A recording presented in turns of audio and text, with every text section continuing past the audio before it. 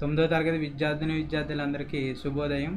అయితే ఇది వరకటి వీడియోలో ప్రేరణ అనే పాఠ్యభాగం కొంతవరకు చెప్పుకోవడం జరిగింది. అదేంటంటే అబ్దుల్ కలాం గారు చదువు నిమిత్తం డిగ్రీ చదివారు. కానీ ఆయన అనుకున్న లక్ష్యానికి ఆ డిగ్రీ అనేది అవసరం కాదని, ఇంటర్ తర్వాత ఆయన ఇంజనీరింగ్ చేయొచ్చు అన్న విషయం తర్వాత డిగ్రీ పూర్తయిన తర్వాత తెలిసింది. సరే, ఇప్పుడు తర్వాత పాఠం చెప్పుకుందాం. ఒకసారి నేను చదువుతాను, శ్రద్ధగా వినండమ్మా. దక్షిణ భారతదేశం అంతటిలోనూ సాంకేతిక విద్యకు తలమానికం లాంటి మద్రాస్ ఇన్స్టిట్యూట్ ఆఫ్ టెక్నాలజీలో ప్రవేశానికి దరఖాస్తు చేశాను. ప్రవేశానికి ఎంపికైతే అయ్యాను, కానీ అటువంటి ప్రతిష్టాత్మక సంస్థలో చదవడం అంటే చాలా ఖర్చుతో కూడుకున్న పని. దాదాపు 1000 రూపాయలన్నా అవసరమవుతాయి. కానీ అది నా తండ్రికి తలకు మించిన విషయం. అప్పుడు నా సోదరి జోహారా నాకు తోడు నిలబడింది. తన బంగారు గాజులు, గొలుసు కుదువు పెట్టి ఆమె నాకు సహాయం చేసింది. నేను చదువుకోవాలన్న ఆమె ఆకాంక్ష, నా సామర్థ్యంపై ఆమె నమ్మకం నన్ను గాఢంగా చలింపచేశాయి. నేను నా సొంత సంపాదన మీదనే ఆమె గాజుల్ని విడిపిస్తానని ఒట్టు పెట్టుకున్నాను. అప్పుడు నాకు డబ్బు సంపాదించడానికున్న ఏకైక మార్గం కష్టపడి చదువుకుని స్కాలర్షిప్ సంపాదించుకోవడమే.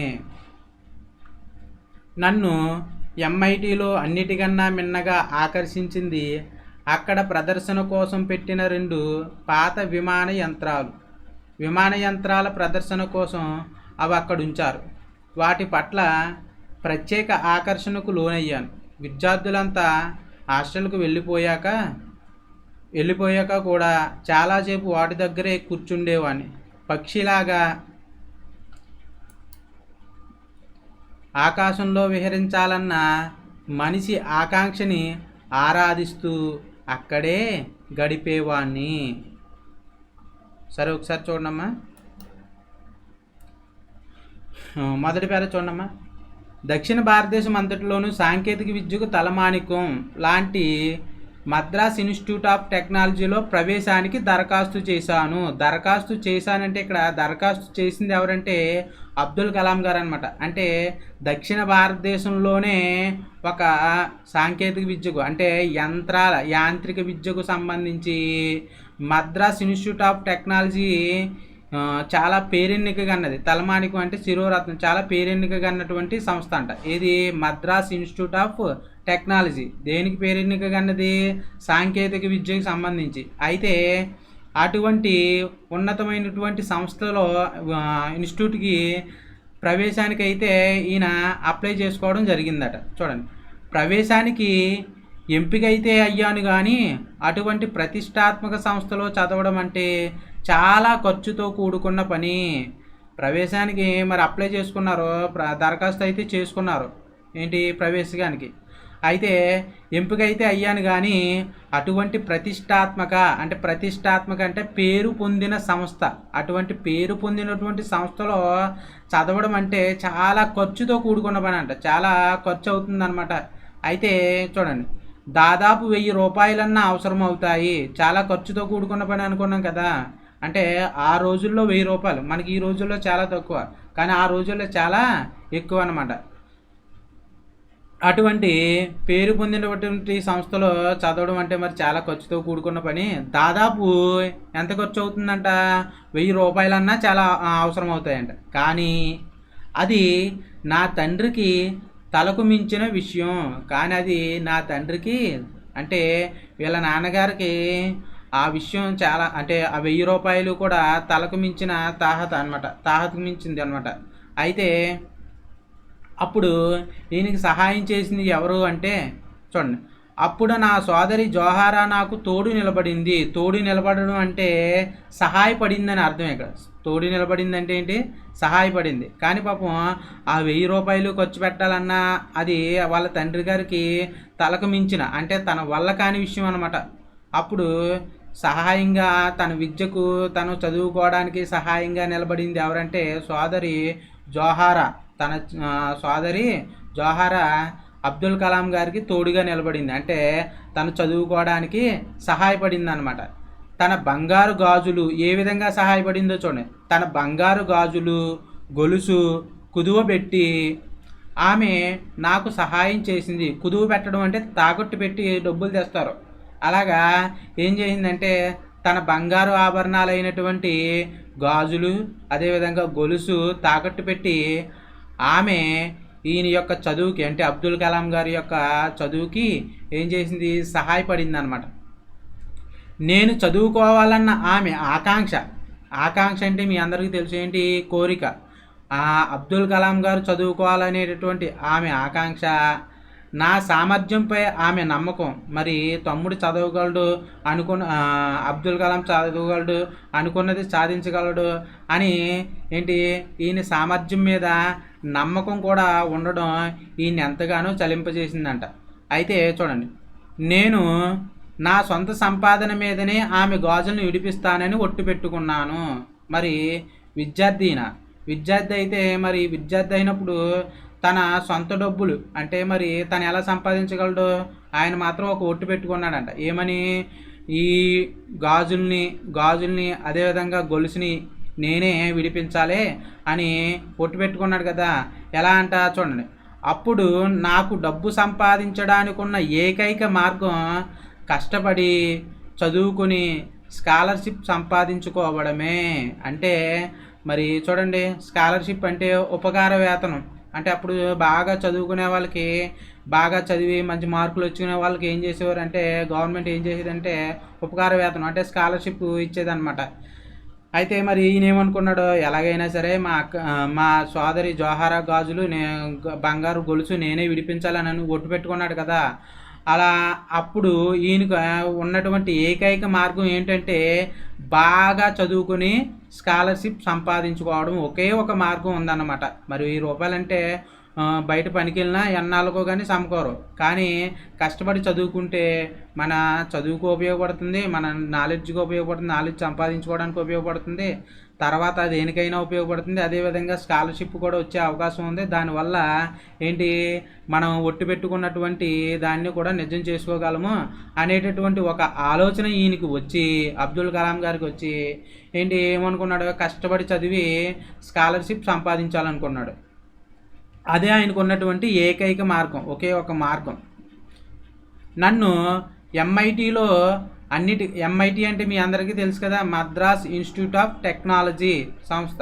చూడండి, అయితే నన్ను ఎంఐటీలో అన్నిటికన్నా మిన్నగా అంటే ఎక్కువగా లేదా అధికంగా ఆకర్షించింది అక్కడ ప్రదర్శన కోసం పెట్టిన 2 పాత విమాన యంత్రాలు. చూడండి, అయితే ఈయన మరి ప్రవేశానికి అయితే ఎంపికయ్యాడు, అక్కడ జాయిన్ అవ్వడం జరిగింది.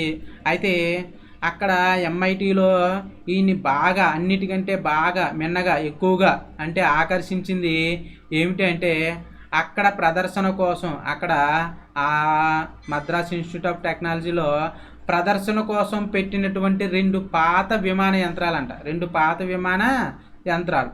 అయితే విమాన యంత్రాల ప్రదర్శన కోసం అవి అక్కడ ఉంచారు. ఆ విమాన యంత్రాలు ఉన్నాయి చూసారా, అవి ప్రదర్శన కోసం అక్కడ ఉంచడం అనేది జరిగింది. వాటి పట్ల ప్రత్యేక ఆకర్షణకు లోనయ్యాను. వాటి పట్ల అంటే ఆ ప్రదర్శన కోసం పెట్టినటువంటి పాత విమాన యంత్రాలు ఉన్నాయి కదా, వాటి పట్ల ప్రత్యేకమైనటువంటి ఆకర్షణకు లోనయ్యాడంట. మరి ఈయన ఏంటి, ఆకాశంలో విహరించాలనేటటువంటి ఒక దృఢ సంకల్పంతో ఉన్నాడు కదా ఈయన. అయితే ఎప్పుడైతే దానికి సంబంధించినటువంటి విమాన యంత్రాలను చూశాడో వాటికి ఆకర్షితుడైపోయాడు అన్నమాట.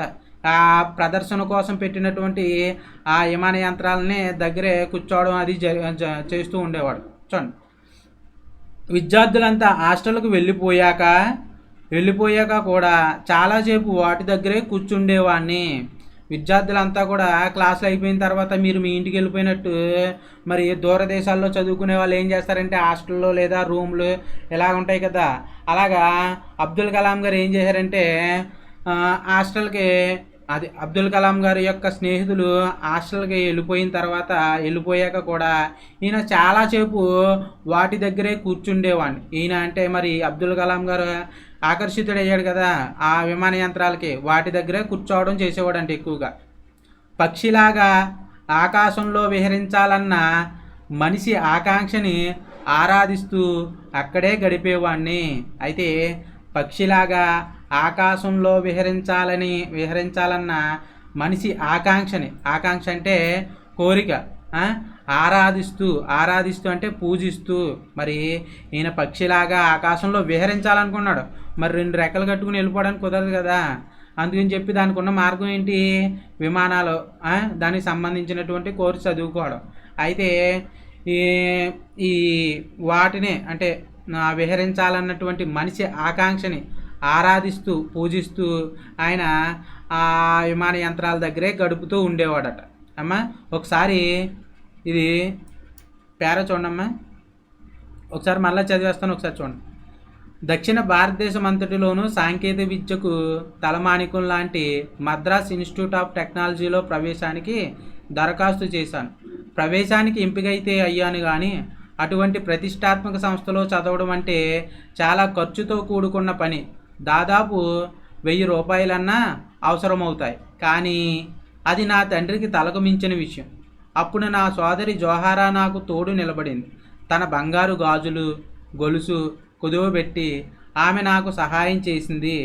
నేను చదువుకోవాలన్న ఆమె ఆకాంక్ష, నా సామర్థ్యంపై ఆమె నమ్మకం నన్ను గాఢంగా చలింపచేశాయి. నేను నా సొంత సంపాదన మీదనే ఆమె గాజులను విడిపిస్తానని ఒట్టు పెట్టుకున్నాను. అప్పుడు నాకు డబ్బు సంపాదించడానికి ఉన్న ఏకైక మార్గం కష్టపడి చదువుకుని స్కాలర్షిప్ సంపాదించుకోవడమే. నన్ను MITలో అన్నిటికన్నా మిన్నగా ఆకర్షించింది అక్కడ ప్రదర్శన కోసం పెట్టిన 2 పాత విమాన యంత్రాల ప్రదర్శన కోసం అవి అక్కడుంచారు. వాటి పట్ల ప్రత్యేక ఆకర్షణకు లోనయ్యాను. విద్యార్థులంతా హాస్టల్కు వెళ్ళిపోయాక కూడా చాలాసేపు వాటి దగ్గరే కూర్చుండేవాడిని. పక్షిలాగా ఆకాశంలో విహరించాలన్న మనిషి ఆకాంక్షని ఆరాధిస్తూ అక్కడే గడిపేవాడిని. ఇక్కడ కఠిన పదాలకు అర్థాలు చూడడం ఒకసారి. సాంకేతిక విద్య, యాంత్రిక విద్య, తలమానికం, శిరోరత్నం, ప్రతిష్టాత్మక సంస్థ, పేరు పొందిన సంస్థ, తలకు మించిన విషయం, తన వల్ల కాని విషయం, తోడు నిలబడింది, సహాయంగా నిలబడింది, కుదువబెట్టి, తాకట్టు పెట్టి, స్కాలర్షిప్, ఉపకార వేతనం, మిన్నగా, ఎక్కువగా, ఆరాధిస్తూ, పూజిస్తూ. సరే, ఈ పాఠం ఇప్పటి వరకు మీకు అర్థమైందని అనుకుంటున్నాను. ఇప్పటి వరకు శ్రద్ధగా విన్నందుకు మీ అందరికీ ధన్యవాదాలు.